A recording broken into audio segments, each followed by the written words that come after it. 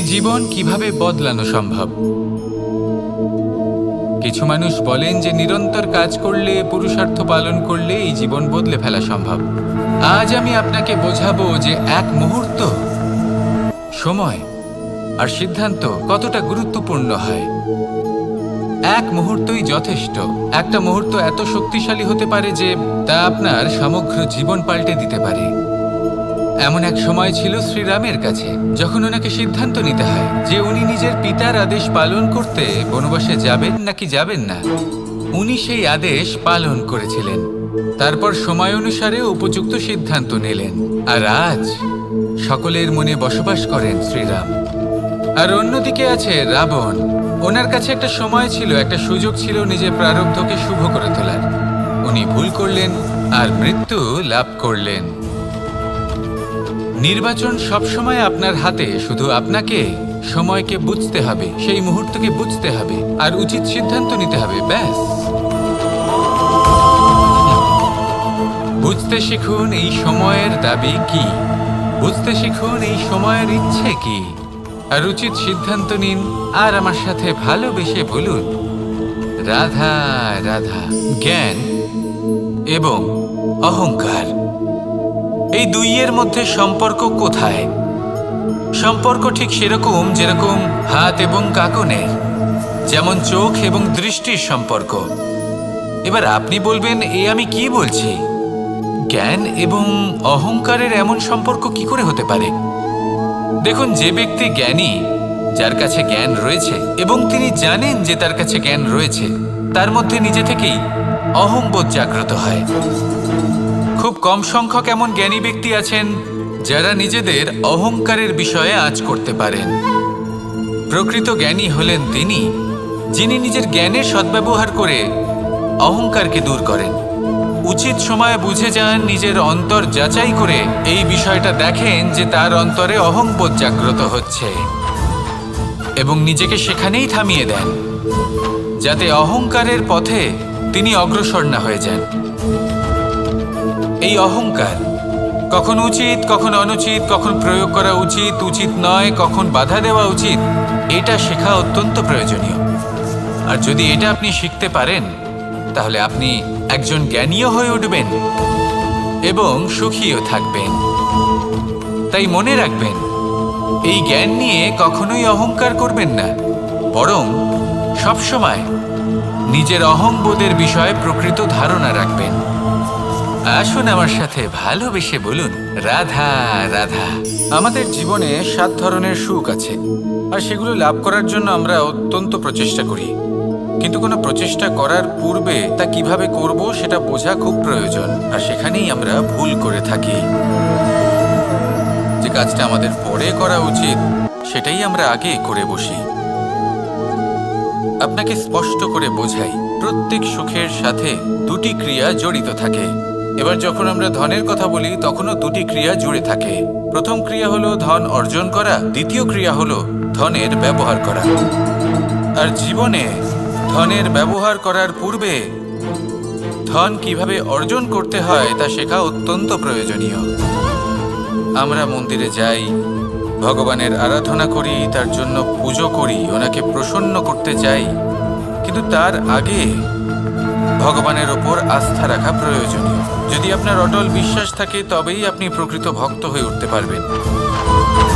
এবার যদি আপনি বক্তা হয়ে থাকেন, শ্রেষ্ঠ বক্তা হতে চান, এই সংসারের সামনে নিজের বক্তব্য রাখতে চান, তাহলে কথা বলার পূর্বে কথা শুনতে শিখুন। তবেই আপনি একজন শ্রেষ্ঠ বক্তা হয়ে উঠতে পারবেন। জীবনে সম্পর্ক স্থাপন করার আগে সম্পর্ক বজায় রাখতে শিখুন। তবেই আপনি একজন প্রকৃত সাথী হয়ে উঠবেন। জীবনে পরাজয় মানার পূর্বে বিজয়ী হওয়ার চেষ্টা কিভাবে করতে হয় সেটা শিখুন। তবেই আপনি একজন নিপুণ ব্যক্তি হয়ে উঠবেন। অন্তিম এবং সবথেকে গুরুত্বপূর্ণ কথা, জীবনে ভালোবাসা লাভ করার পূর্বে ভালোবাসা প্রদান করতে শিখুন।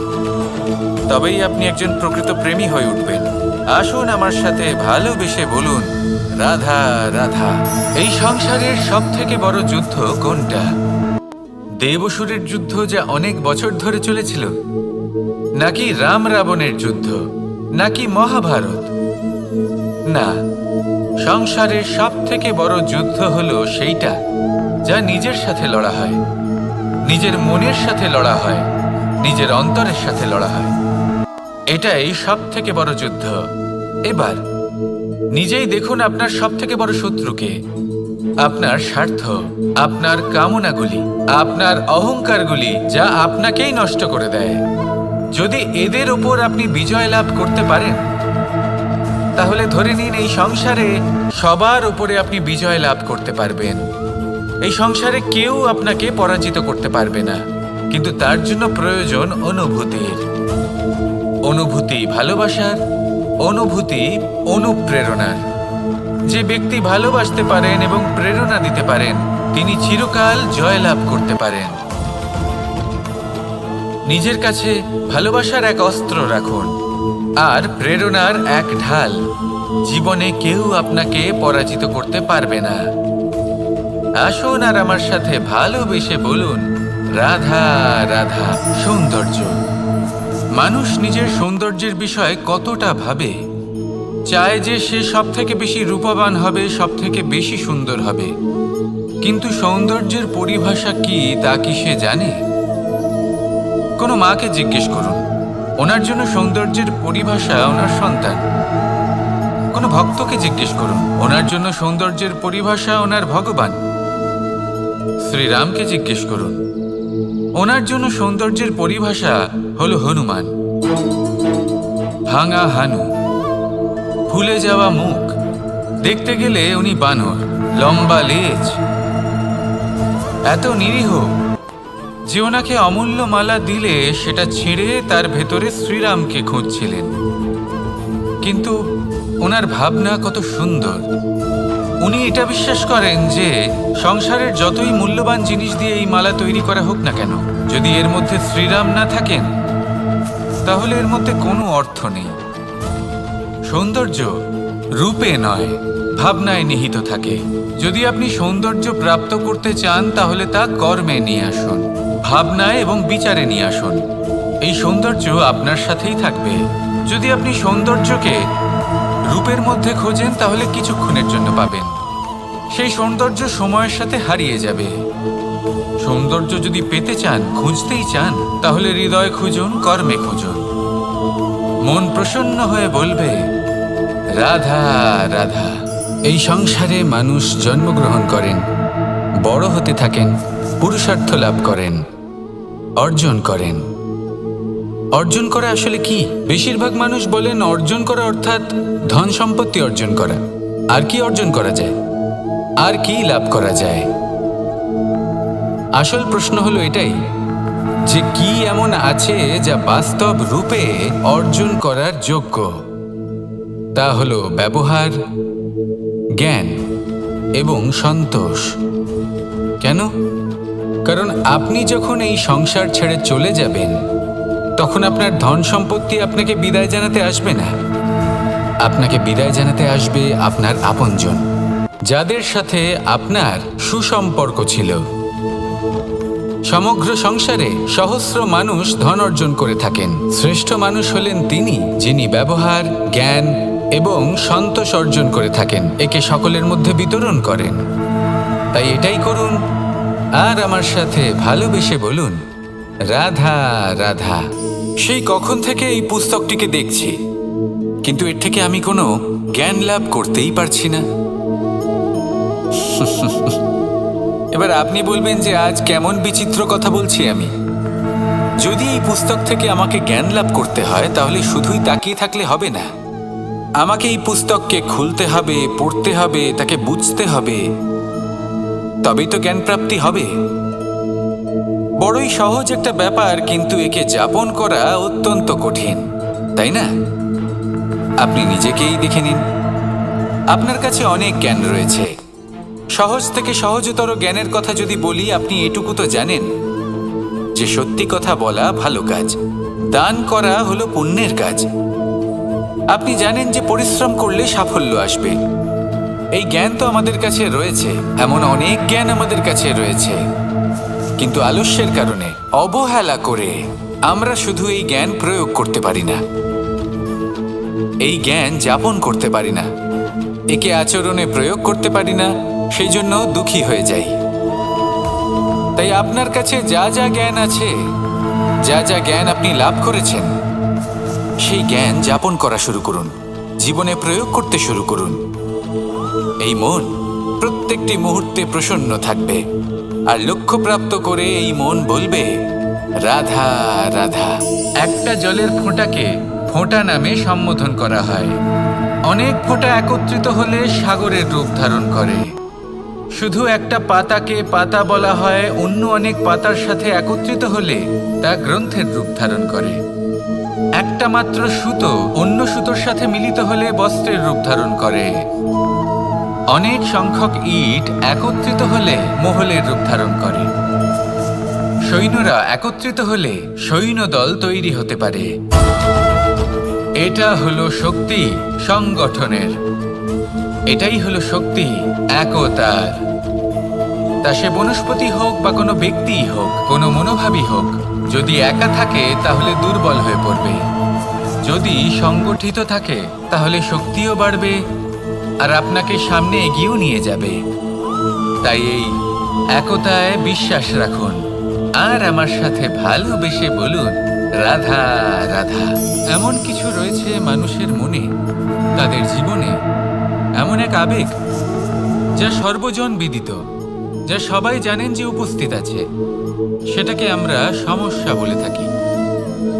এমনিতে আমরা সকলেই জানি যে এমন কোনো গৃহ নেই যেখানে মৃত্যুর ছায়া পড়েনি, এমন কোনো বৃক্ষ নেই যার দ্বারা ওষুধ তৈরি সম্ভব নয়, এমন কোনো অন্ন নেই যা সময়ের সাথে বিষ বা অমৃতে পরিণত হতে পারে। এবার এই সমস্যাগুলি কোনো ব্যক্তির জন্য সমস্যা হতে পারে, কিন্তু নিজে থেকে এরা কোনো সমস্যাই নয়। এরা আসে আমাদের সাহায্য করতে, আমাদের কিছু শেখাতে। আপনি নিজেই দেখুন, পর্বতের শিখর থেকে কোনো এক পাখি পড়ে গিয়ে নিজের প্রাণ ত্যাগ করলো। সেটা কখন সম্ভব? যখন সেই পাখি ওড়ার চেষ্টাই করে না। তখন যখন কোনো ব্যক্তি জলে পড়ে যান এবং ডুবে গিয়ে নিজের প্রাণ হারান, এর সম্ভাবনা কখন বেশি থাকে? যখন সেই ব্যক্তি সাঁতার কাটার চেষ্টাই করেন না। তখন এই সমস্যা প্রত্যেকের জীবনে থাকবেই, কিন্তু এটা মনে রাখা প্রয়োজনীয় যে কোনো সমস্যা পরিস্থিতির কারণে সমস্যা হয়ে ওঠে না। এই পরিস্থিতি যখন আমাদের সামনে আসে, আমাদের তা কঠিন মনে হয়, আমরা নতমস্তক হয়ে পড়ি, ভয়ভীত হয়ে পড়ি, তার সম্মুখীন হতে পারি না। তখন তা সমস্যার রূপ নেয়। দৃঢ় হয়ে দাঁড়িয়ে থাকুন সাহসের সাথে, এই পরিস্থিতিগুলির সম্মুখীন হন, দেখবেন সমস্যা কখন সাফল্যে পরিণত হবে আপনি জানতেই পারবেন না। আসুন আমার সাথে ভালোবেসে বলুন রাধা রাধা। এই সংসারে কখনো কোনো ব্যক্তিকে তার বাইরের পোশাক দেখে বিচার করার চেষ্টা করবেন না, এটা খুব বড় ভুল করবেন। যেমন আমরা জীবনে অনেক সময় এমন করি, ধরুন কোথাও একটা গাছ দেখলাম, খুব বিশাল আকারের একটা গাছ, যেটা মাটির থেকে অনেক উঁচুতে পৌঁছে গেছে, যার বিশাল শাখা আছে। সেগুলো দেখে আমরা ভাবি যে এই গাছে হয়তো কত সুস্বাদু ফল আছে, আমরা সেই গাছের পরিচর্যা করতে থাকি। আবার অন্যদিকে হলো একটি তৃণ, যেটা মাটি থেকে কিছুটা উঁচুতে পৌঁছেছে, কিন্তু সেই তৃণর নিচে, মাটির নিচে অত্যন্ত সুস্বাদু ফল বা সবজি জন্ম নেয়, যা আমাদের স্বাস্থ্যের পক্ষে অত্যন্ত উপকারী। সেই জন্য কখনো আবরণ দেখে কাউকে বিচার করতে চেষ্টা করবেন না। তার বদলে এটা বোঝার চেষ্টা করুন যে আপনার সামনে যে ব্যক্তি আছে বা বস্তু আছে তার বিশেষত্ব কি। যদি এই বিশেষত্ব বোঝার ক্ষমতা আপনি অর্জন করেন, যদি এই শিল্প আপনি নিজের ভেতরে জাগ্রত করেন, তাহলে এই সংসারে বিশেষত্ব কি সেটা আপনি জানতে পারবেন। আর এই সমস্ত খেলা দৃষ্টি থেকে নয়, দৃষ্টিভঙ্গি থেকে জন্ম নেয়। দৃষ্টিভঙ্গি সবসময় শুভ রাখুন আর আমার সাথে ভালোবেসে বলুন রাধা রাধা। যখন মানুষের মৃত্যু হয় তখন কি হয়? অনেক সংখ্যক মানুষ শোক পালন করতে চলে আসেন। যে ব্যক্তি মৃত্যু লাভ করেছেন তার অনেক বস্তু থাকে যেগুলো তার প্রিয়, যেগুলো তিনি ব্যবহার করেছেন। তার শয্যা, তার বস্ত্র, তার আভূষণ সবকিছু তার থেকে বিচ্ছিন্ন করা হয়। এবং খালি হাতে তাকে শ্মশানের উদ্দেশ্যে রওনা করা হয়। আমি আপনাকে এই প্রশ্ন করতে চাই, আপনি এই সংসারে কি অর্জন করেছেন? ধন, সম্পত্তি, বস্ত্র, আভূষণ, এই সব কিছু যে আপনি অর্জন করেছেন, আপনার মৃত্যুর পরে তা আপনার থেকে দূর হয়ে যাবে। এর উত্তর হলো একটাই, আপনার কর্ম। শুধু সেটাই আছে যা একান্ত আপনার, আর শুধু সেটাই এই সংসার থেকে চলে যাওয়ার পরেও সংসারেই জীবিত থাকবে। যদি আপনি দুষ্কর্ম করেন, তাহলে এই সংসার আপনাকে একটি অনুচিত উদাহরণ হিসেবে মনে রাখবে যে এই ব্যক্তি খুব পাপী ছিল, অনুচিত কর্ম করতেন। যে পথে তিনি চলেছেন সেই পথে কারোর চলা উচিত নয়। সেখানেই যদি আপনি সৎকর্ম করেন, তাহলে সংসার চিরকাল এটাই বলবে যে খুব ভালো মানুষ ছিলেন, সবাইকে ভালোবাসতেন, সবাইকে সাহায্য করতেন, আমার খুব প্রিয় মানুষ ছিলেন। এটাই হলো শ্রেষ্ঠ কর্ম। সেই জন্য জীবনে শুধুমাত্র ধন, সম্পত্তি, আভূষণ এই সব অর্জন করতে গিয়ে নিজের মনোনিবেশ করবেন না। শ্রেষ্ঠ কর্ম করুন। সংসার থেকে চলে যাওয়ার পরেও এই কর্মই এই সংসারে আপনাকে জীবিত রাখবে। আসুন আমার সাথে ভালোবেসে বলুন, রাধা রাধা।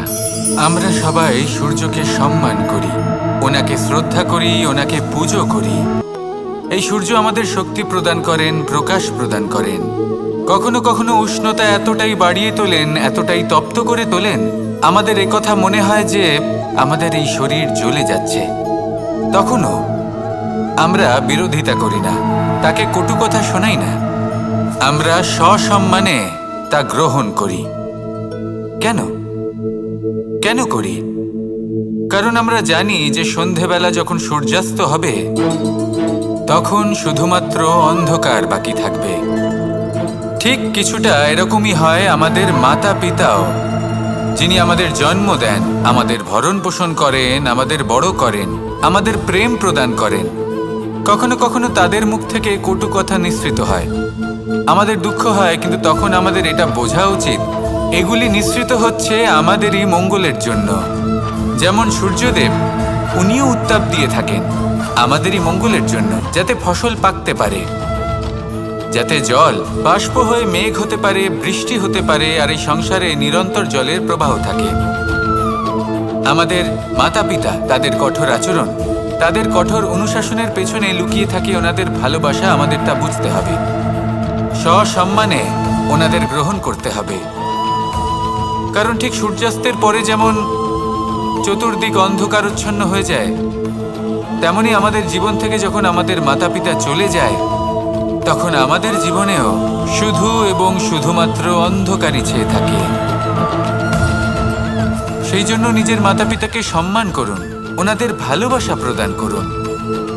এই মন আর এই জীবন প্রসন্ন হয়ে বলবে, রাধা রাধা। পরিস্থিতি কখনো এটা ভালো থাকে, আবার কখনো মন্দ হয়ে যায়। কখনো এই পরিস্থিতি আমাদের পক্ষে থাকে, আর কখনো এই পরিস্থিতি অনুযায়ী আমাদের চলতে হয়। কোনো বিকল্প থাকে না। কিন্তু যখনই এই পরিস্থিতি খারাপ হয়ে যায়, তখন কি করা উচিত সেই প্রশ্ন মনে জেগে ওঠে। পরিস্থিতি যখন প্রতিকূল হয়, তখন আমরা কিছু হারালে তা হারিয়ে ফেলি, ঠিক আছে, কিন্তু যা বাকি আছে সেটা আমরা আগলে রাখতে পারি। পরিস্থিতিকে সামলে রাখার চেষ্টা আমরা অবশ্যই করতে পারি, শুধু সেটুকুই আমাদের হাতে রয়েছে। কিন্তু এর থেকেও বড় সমস্যা আছে, অহংকার। কখন প্রবেশ করে আমরা জানতেও পারি না। এই অহংকার আপনাকে বুঝতেও দেবে না যে আপনি সত্যি কিছু হারিয়েছেন। আপনার কিছুই যাবে আসবে না। দেখতে গেলে আকাশের সূর্য নিজের প্রকাশ হারিয়ে ফেলে যখন অন্ধকার ঘনিয়ে আসে। তাহলে আমরা কে হই? ওনার সামনে তো কিছুই নই। এই অহংকার আমাদের দমন করতেই হবে। এটা বিশ্বাস করতে হবে যে এই সমগ্র সৃষ্টিতে আমরা শুধুমাত্র একটা কণা, তার থেকে বেশি আর কিছুই নয়। বিশ্বাস করতে হবে যে আমরা ততটাও বড় নই যে কখনোই কিছুই হারাবো না। এবার যেদিন এই জ্ঞান আপনি আত্মস্থ করে নিজের আচরণ পাল্টাবেন, মনে রাখবেন সেই দিনই অহংকারকে দমন করতে আপনি পথে অগ্রসর হয়ে পড়েছেন। এই অহংকারকে দমন করুন আর আমার সাথে ভালোবেসে বলুন, রাধা রাধা। আমি দ্বারকাধীশ এবং আমার সভাতে বিভিন্ন সময় বিভিন্ন ধরনের মানুষ আসেন, নিজেদের দাবি নিয়ে, নিজেদের ইচ্ছে নিয়ে।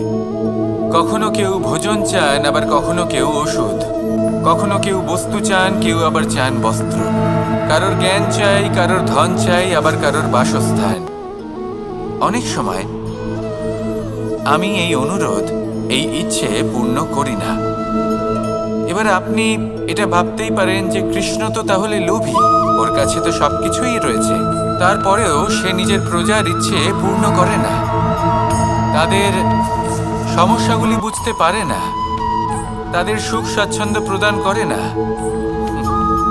আসল সত্য হলো এটাই যে কোনো সবল ব্যক্তি, যে কোনো গৃহস্থ ব্যক্তি যে কাজ করতে সক্ষম, তার পরিশ্রম দ্বারাই নিজের প্রয়োজনগুলি এবং ইচ্ছেগুলি পূরণ করা উচিত। এটা অত্যন্ত প্রয়োজনীয়।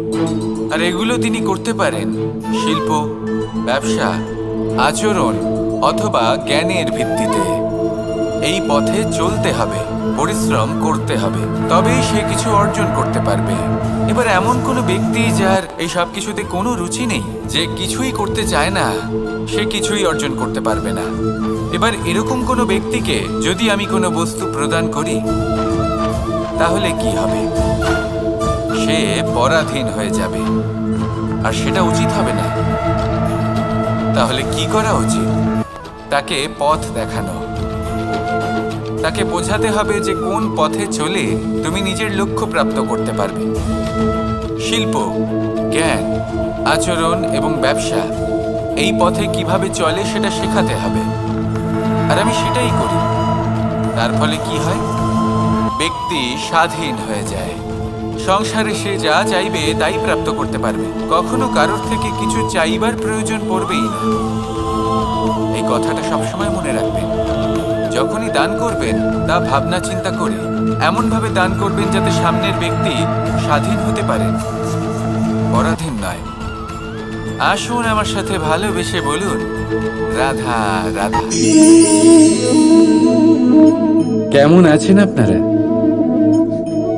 জিজ্ঞেস করলাম এই কারণে, কারণ আজকের দিনে দাঁড়িয়ে আশেপাশে যাকেই দেখছি সে দুঃখী আর ব্যাকুল। সে ভাবে সংসারে সব থেকে বেশি দুঃখ শুধু তার জীবনেই আছে, সব থেকে বেশি সমস্যা তার জীবনেই আছে। সংসারে এমন কেউ নেই যার জীবনে কোনো সমস্যা নেই, আর সংসারে এমন কোনো সমস্যা নেই যেটার সমাধান মানুষের কাছে নেই। কিন্তু সেই সমাধান খোঁজার জন্যে নিজের বন্ধ দ্বারগুলিকে খুলে এগিয়ে যেতে হবে, সাহস করে এগিয়ে যেতে হবে। কিন্তু কিছু মানুষ কি করেন? নিজের মাথায় হাত দিয়ে কোনো এক কোণায় বসে নিরাশ হয়ে নিজের ভাগ্যকে তিরস্কার করেন। না, এটা কখনোই করবেন না। কর্ম করুন, এগিয়ে যান, সাহস দেখান, আর সব থেকে জরুরি কথা, সংযম হারাবেন না। কারণ আপনার লক্ষ্য যতই কঠিন হোক না কেন, সেটা অবধি পৌঁছানোর রাস্তা আপনার পায়ের তলা দিয়ে সর্বদাই যাবে। রাধা রাধা। আপনি এরকম অনেক লোককেই নিশ্চয়ই জানেন যারা ভোরবেলা উঠে স্নান করে প্রার্থনা করে না নিজের পথ দেখতে পায়, না নিজের লক্ষ্য।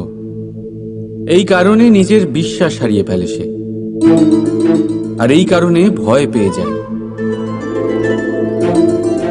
চলুন আপনাকে আরো একটা প্রশ্ন করি। এই সংসারে কি এতটাই অন্ধকার আছে যে এই প্রদীপের অস্তিত্ব লুকিয়ে রাখতে পারে?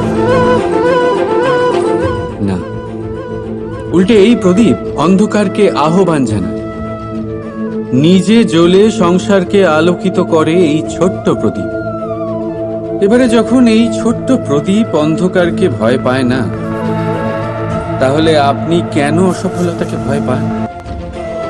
আপনার অন্তরে একটা অমর আত্মা আছে, শুধু দরকার ওই আত্মাকে জাগিয়ে তোলা। নিজের অন্তরের এই আত্মাকে জাগ্রত করে দেখুন,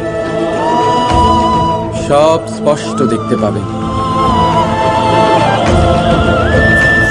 রাধা রাধা। ক্রোধ, ক্রোধ কি সেটা কে না জানে? সব আয়ু, সব বর্গ, সব শ্রেণীর মানুষের ক্রোধ অনুভব করা হয়ে গেছে। এমনকি কারোর কারোর তো পরিচয়টাই এইভাবে দেওয়া হয় যে, কিন্তু এই ক্রোধ কি করতে পারে সেটা খুব কম লোকে জানে। ক্রোধ কিছুটা এরকম, কোনো জ্বলন্ত পাথরকে ধরা আর সেটা কারোর দিকে ছোড়া। এবার এটার পেছনে আমার ইচ্ছে থাকে সামনের জনকে জ্বালানো, কিন্তু তার আগে তো আপনার নিজের হাত জ্বলে যাবে। তাই মনে রাখবেন, যখনই আপনি কারোর উপরে ক্রুদ্ধ হবেন, সর্বপ্রথম সেটা আপনার বিনাশের কারণ হয়ে দাঁড়াবে। আমি বলি, যখন এই সংসারে করার জন্য প্রেম আছে, তাহলে ক্রোধ করার কি দরকার? প্রেম করুন, এই প্রেম সবার সাথে ভাগ করে নিন আর ভালোবেসে বলুন, রাধা রাধা। বেশিরভাগ সময় আমাদের কাছে একটা অজুহাত থাকে। আমাদের মনে হয় যে এই সংসারে এসে আমরা কি করব? যা আমরা করতে চাই সেটা তো আগেই কেউ করে ফেলেছে। আমাদের কাছে তো করার মতো কিছুই নেই।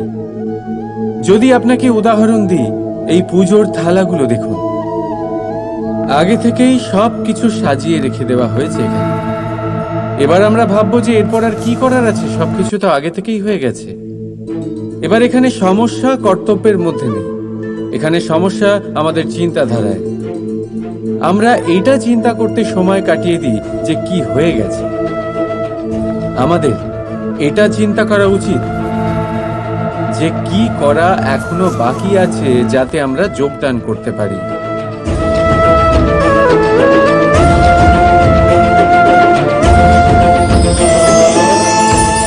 বুঝলেন, সংসারে এমন কোনো কাজ নেই যা শেষ হয়ে গেছে। আপনারা সবাই সেটাকে এগিয়ে নিয়ে যাওয়ার প্রয়াস করতে পারেন। আপনি সেই কাজকে আরো ভালো করে তুলতে পারেন। শুধু দরকার হলো ধন্যাত্মক চিন্তা ভাবনা। রাধা রাধা। अस्तु मा सद्गमे तमसो मा ज्योतिर्गमे মৃত্যুর্মা মৃতম গমে। আপনি কখনো নিজের গোটা জীবন অন্য কারোর সাথে ভাগ করে নিতে গেলে সব থেকে জরুরি কথা হলো স্বীকৃতি, স্বীকার করা। সামনের ব্যক্তিকে স্বীকার করে নেওয়া, তার সমস্ত গুণও তার সমস্ত দোষও। সম্পূর্ণরূপে কোনো ব্যক্তিকে স্বীকার করতে হবেই, তবেই সেই সম্পর্ক বেড়ে উঠবে, তবেই সেই সম্পর্ক আরো সুন্দর হয়ে উঠবে। একে অপরের দোষ বের করা, ওদের ছোট করা, এটা শুধুমাত্র একটাই কাজ করে, কোন সম্পর্কের জীবনকে নাশ করে শুধুমাত্র। উল্টে এটা হওয়া উচিত যে একে অপরের দোষ জেনে নিয়ে তাদের জানতে না দিয়ে তাদের শোধরানো উচিত। তাদের দুর্বলতাকে তাদের শক্তি বানিয়ে দেওয়া উচিত। এটাই তো প্রকৃতপক্ষে দাম্পত্য। এটাই হলো খারাপের দমন, আর এটাই হলো গুণের উদয়। রাধা রাধা। সম্মান, সম্পর্ক, এই দুই একে অপরের সাথে এমন ভাবে জড়িয়ে, যেমন প্রদীপ আর শিখা। কেউ কম নয়, কেউ বেশিও নয়। দুজনের অধিকার সমান হওয়া উচিত, যেমন স্বামী স্ত্রীর সম্পর্ক। এবার এখানে স্বামীর অর্থ স্বামী নয়, বরং সাথী। তার কর্তব্য হলো সাথে থাকা, আদেশ দেওয়া নয়। আর এই সম্পর্ক সহযোগিতার দ্বারা তৈরি হয়, অধিকার দিয়ে নয়। হাত বাড়ালে এটা বেড়ে ওঠে, আঙুল তুললে নয়। যদি এই সম্পর্কে একে অপরের মান রক্ষা করো, একে অপরকে সম্মান করো, তবেই এই সম্পর্ক বেড়ে উঠবে, তবেই এই সম্পর্ক অভিমানযোগ্য তৈরি হবে। রাধা রাধা। প্রেম, প্রেম কি তা সকলে জানে।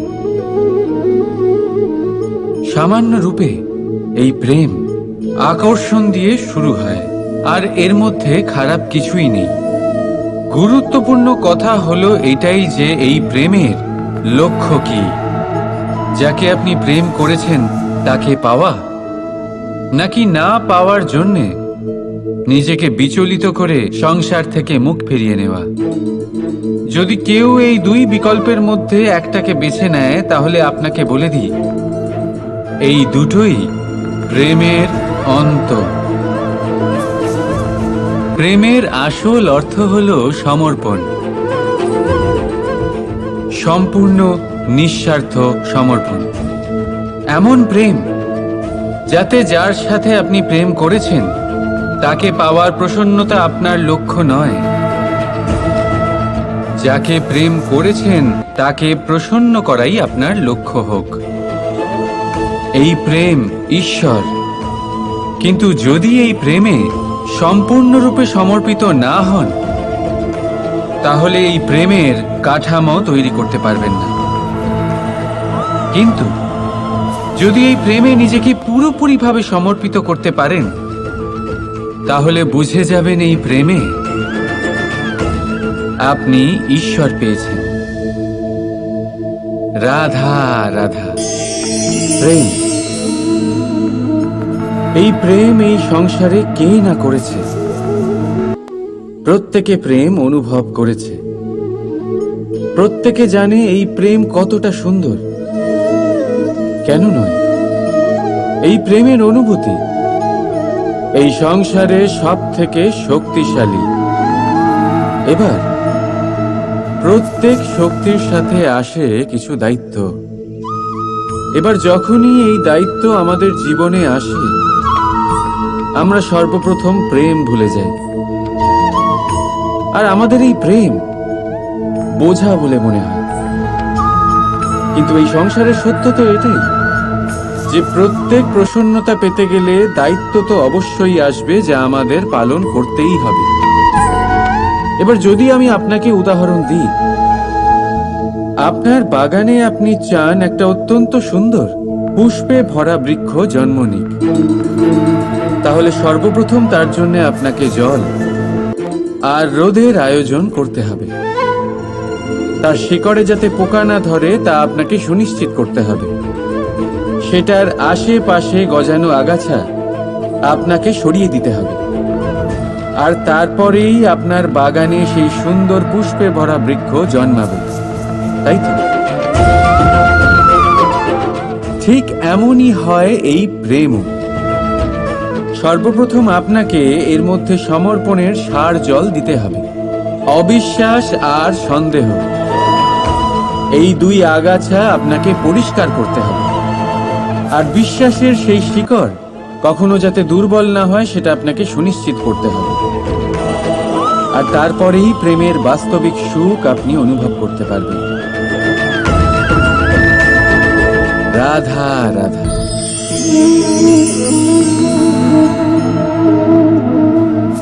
কাঁকড় এতই ছোট যে আঙুলের মাঝে ধরা যায়, কিন্তু ভাবুন যে এই কাঁকড় যদি আপনার চোখে চলে যায়, তাহলে কত বড় সমস্যা হয়ে দাঁড়াবে।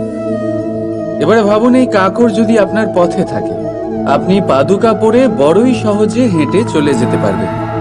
কিন্তু যদি এই কাঁকড় আপনার পা আর পাদুকার মাঝে আটকে যায়, তাহলে আপনি ঠিক করে চলতে পারবেন না, যতই সেই পথে ফুল ছড়ানো থাকুক না কেন।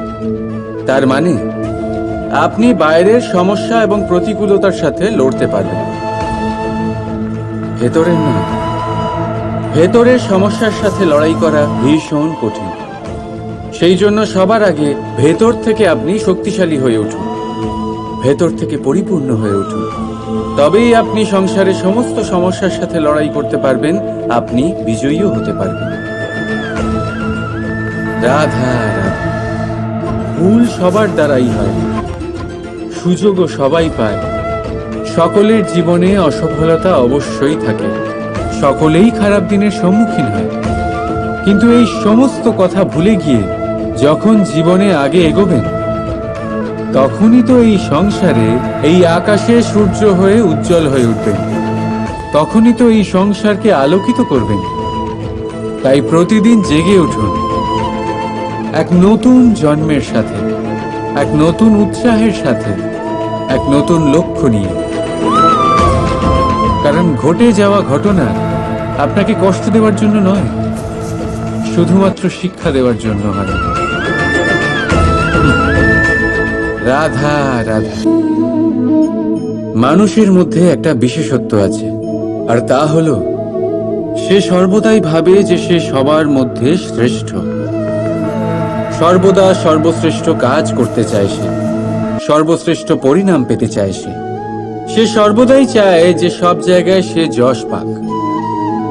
কিন্তু যখন প্রশ্ন ওঠে প্রেমের, তখন প্রেম মানুষের থেকে অনেক উচ্চ স্থানে বিরাজ করে। প্রেমে যে মানুষকে আপনি ভালোবাসেন, সেই মানুষের প্রসন্নতা আপনি সর্বশ্রেষ্ঠর থেকেও শ্রেষ্ঠ মনে করেন। সেই ব্যক্তির কাছে হেরে গেলে মনে তিক্ততা নয়, ঠোঁটের কোণে হাসি আসে। যাকে আপনি ভালোবাসেন তাকে হারিয়ে যদি আপনি জেতেন, তবে সেটা জিত নয়, এটা সবচেয়ে বড় হার। তাই সিদ্ধান্ত আপনার। আপনি কি চান? আপনি কি চান প্রেমের জয় হোক, নাকি আপনি চান আপনার জয় হোক? রাধা রাধা। প্রদীপ, এই প্রদীপকে জ্বালানোর জন্য কিসের প্রয়োজন হয়?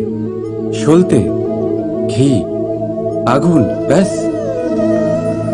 না, আসলে বাস্তব রূপে সত্যি এটাই যে এটা জ্বালানোর জন্য বায়ুর প্রয়োজন হয়।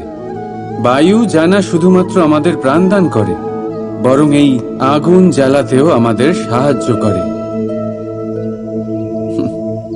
এবারে দেখুন,